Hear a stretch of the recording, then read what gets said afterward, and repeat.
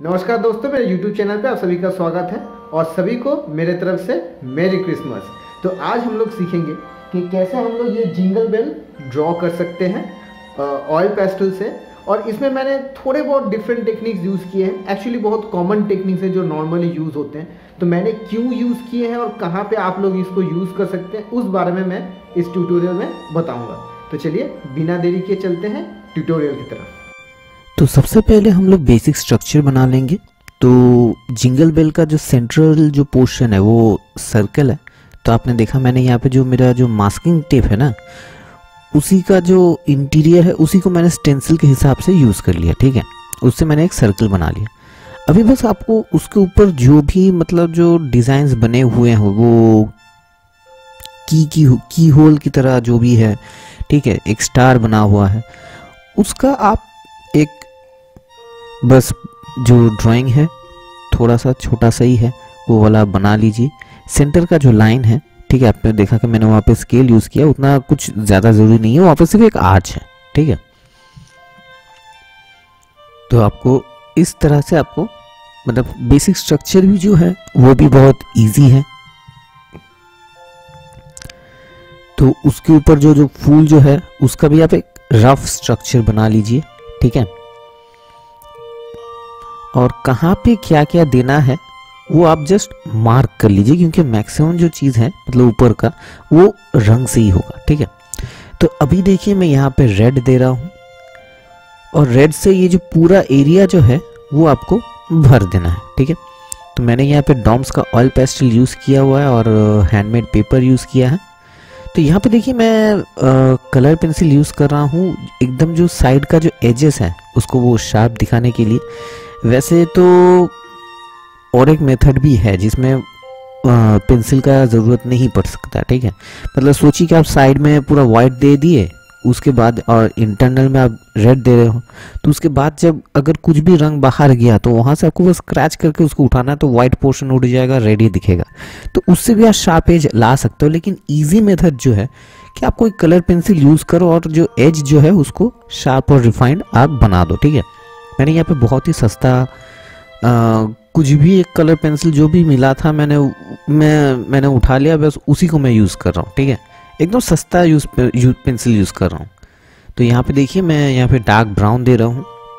तो बात कुछ ऐसा है कि अगर पेपर आपका रफ है या फिर हाई जीएसएम का है तो उसके ऊपर ना ये कलर पेंसिल बहुत अच्छे से काम करता है। ठीक है, तो आपको ज़्यादा कुछ मतलब चाहे ये सस्ता भी क्यों ना हो, आपका वो लाइनिंग बनाने के लिए उतना ही काफ़ी है, बहुत ज़्यादा कुछ एक्सपेंसिव नहीं लगेगा। लेकिन जितना आपका ज़्यादा होगा मतलब जितना ज़्यादा अच्छा होगा कलर पेंसिल उतना लेकिन आपका एजेस अच्छा आएगा। ठीक है, सोचिए आप पेस्टल पेंसिल्स यूज़ कर रहे हो या फिर जो वैक्स बेस्ड जो भी पेंसिल है जो आप यूज़ करोगे अगर, ठीक है, तो जो फिनिशिंग जो है उसका वो और भी ज़्यादा अच्छा आएगा। ठीक है, वो रफ पेपर के ऊपर और भी अच्छे से बैठता है और भी अच्छे से काम करता है।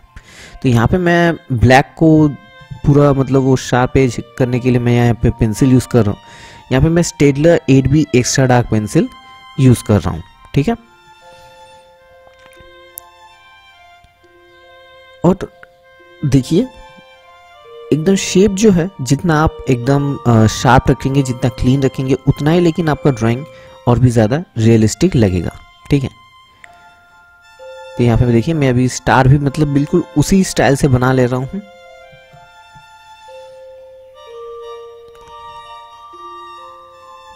जहाँ पे रिफ्लेक्शन ज़रूरी है, ठीक है, वाइट में रिफ्लेक्शन है, वहाँ पे देखिए मैंने उस जगह को खाली रखा हुआ है। ठीक है, तो भी देखिए मैंने यहाँ पे वाइट दिया। अभी मैं आपको थोड़ा थोड़ा करके डिटेल्स बताऊंगा। ठीक है, वाइट हो गया।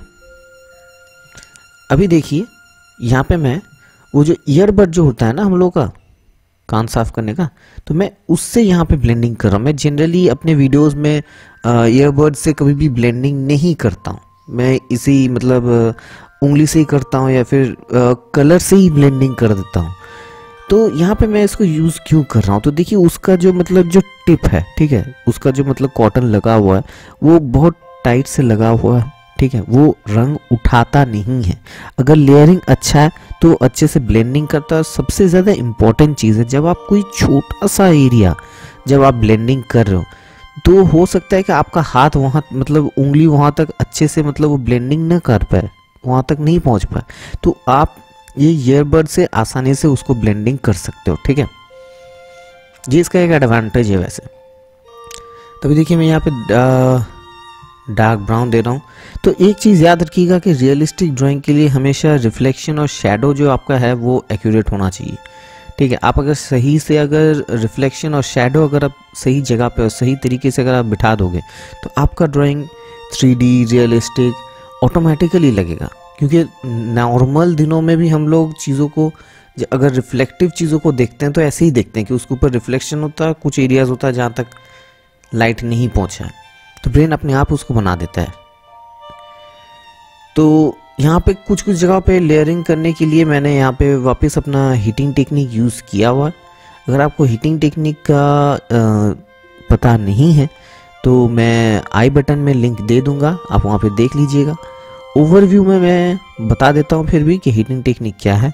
कुछ भी नहीं है, आपको बस ऑयल पेस्टल को थोड़ा सा हीट करना है, उसके ऊपर थोड़ा सा फूंक मारिए, उसको ठंडा होने दीजिए। उसके बाद आप वापस जब ड्राइंग करेंगे तो आप देखेंगे कि एक के बाद एक ऊपर आप लेयर बना पा रहे हो। ठीक है, तो अभी देखिए नीचे का जो बेल था वो मैंने बना लिया। अभी जो ऊपर का जो फ्लावर है मैं वो बना रहा हूँ। ठीक है, तो इस फ्लावर को बनाने में मुझे थोड़ी दिक्कत आई क्योंकि मैंने ये फ्लावर कभी भी सामने से देखा हुआ था नहीं। ठीक है, तो इसका पैटर्न कैसे होगा मुझे वो पता भी नहीं था। तो यहाँ पे आप जो देख रहे हो कि मैं एक बार ब्लैक दे रहा हूँ, ब्राउन दे रहा हूँ, फिर वाइट दे रहा हूँ, फिर ब्लैक दे रहा हूँ, ये एक्चुअली मैं एक्सपेरिमेंट कर रहा था कि कैसे इसका मतलब वो शेप सही से लाया जाए या फिर ऐसे किसी तरीके से लाया जाए कि वो रियलिस्टिक लगे, ओरिजिनल लगे। लेकिन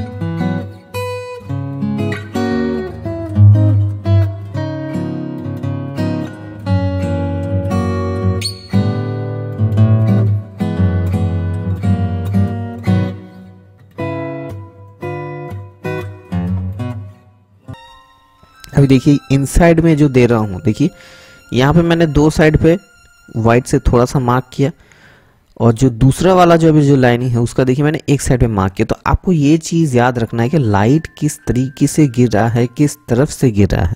तो जिस तरफ से लाइट गिर रहा है उसी तरफ से वो रिफ्लेक्शन क्रिएट करेगा। अगर आप दूसरे साइड में अगर रिफ्लेक्शन क्रिएट कर दोगे तो वो गलत हो जाएगा या फिर ठीक ठाक नहीं लगेगा, आंखों में भी लग सकता है कि मतलब ये कैसे हो गया ये। ठीक है, तो रिफ्लेक्शन आपको याद रखना है कि कहाँ से गिर रहा है, तो फिर आप दूसरे साइड का शैडो भी ठीक से बना पाओगे। इसी तरीके से आपको शेडिंग के बारे में आपको नॉलेज गैदर करते रहना है। ठीक है, कि कहाँ से रिफ्लेक्शन गिर रहा है, कहाँ से आपको शैडो बनाना है। तो यहाँ पे देखिए जो बेरीज का जो पोर्शन है, वो जो छोटा छोटा जो फल है जो ऊपर का, ठीक है, मैं उसको बना रहा हूँ। कुछ नहीं, बस छोटे छोटे मैं यहाँ पे अभी रैंडम डॉट्स दे रहा हूँ रेड ऑयल पेस्टल से। बस बेसिक शेप जो है बना ले रहा हूँ, ठीक है। और जो पेंसिल का जो लाइंस है, ठीक है, उसको मैंने मिटा दिया। अगर कहीं पे कुछ भी दिख रहा होगा तो वो भी आप भी मिटा ही देना, ठीक है।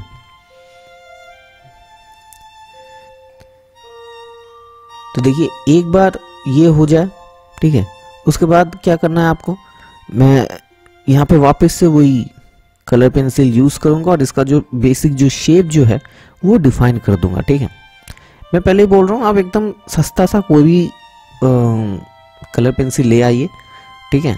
पेपर अगर आपका सही से काम कर रहा है, सही से अगर उसमें अगर बैठ रहा है पेंसिल, तो आराम से बन जाएगा, ठीक है। मैंने यहाँ पे जो हैंडमेड पेपर यूज़ किया है वो रफ़ पेपर है, काफ़ी हाई जीएसएम का है, तो पेंसिल आराम से काम करता है इसके ऊपर। अभी देखिए मैं यहाँ पे जो उसके जो स्ट्रक्चर्स है, जो मतलब राउंड्स जो है, मैं उसको बना रहा हूँ।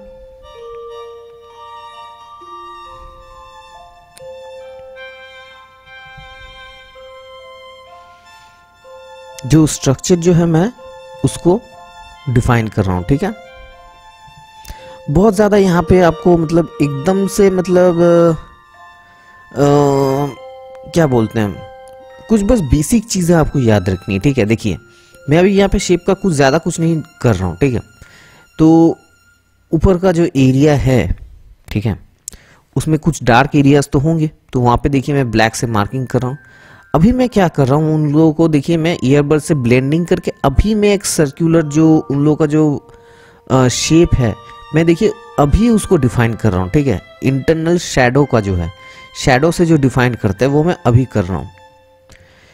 अब एक चीज़ याद रखिएगा कि दो फलों के बीच में जो लाइन जो है, ठीक है, अगर यहाँ पे बहुत सारे फल है तो उन लोगों का जो बीच का जो मतलब जो गैप है वो, लेकिन वो सिर्फ एक सिंपल आर्क नहीं होगा, ठीक है।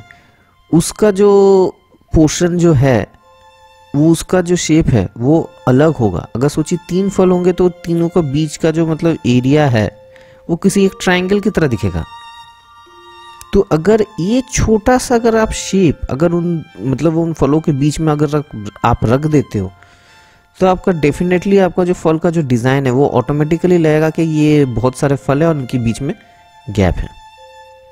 तो यही सब छोटे छोटे आपको चीज़ें याद रखनी है। अभी देखिए मैं यहाँ पे वाइट पेन से जो है ऊपर का रिफ्लेक्शंस बना रहा हूँ, ठीक है। और अभी मैं क्या कर रहा हूँ, जो बीच का जो सेंटर का जो पोर्शन है, मैं उस शेप को बना रहा हूँ। देखिए जैसे मैं वो शेप डिफाइन कर रहा हूँ, ऑटोमेटिकली देखिए फल ऐसा लग रहा है कि ऊपर उड़ गया। जब तक वो नहीं था तब तक, लेकिन वो फिर भी तब भी वो 2D इमेज ही लग रहा था। लेकिन जैसे ही मैंने वहाँ पे वो वाला डिफाइन किया कि सेंटर का जो मतलब जो गैपिंग का जो शेप है, उसको मैंने जैसे ही वो डिफाइन किया, वो और भी ज़्यादा 3D लगने लगा। तो यही सारी चीज़ों को आपको याद रखना है।